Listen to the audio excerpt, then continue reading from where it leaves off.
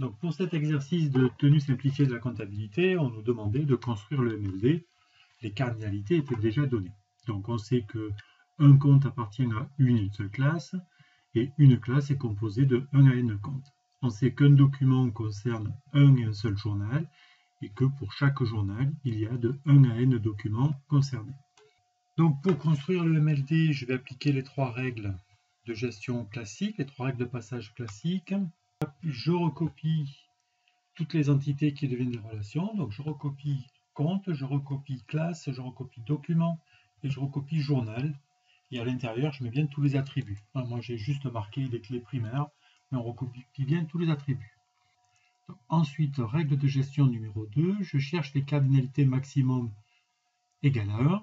Donc, appartenir, ça veut donc dire qu'il y a transfert de clés vers le 1.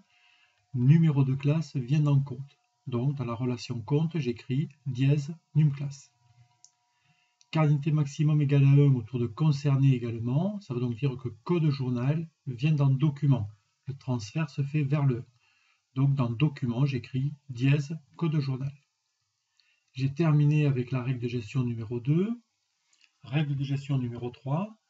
Les autres associations se transforment en relations. Donc, ligne d'écriture se transforme en relation.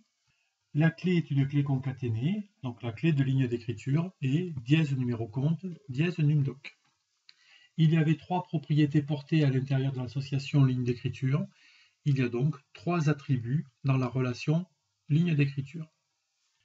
On nous demande d'expliquer pourquoi il y a 2 n, pourquoi le 2 en quantité minimum.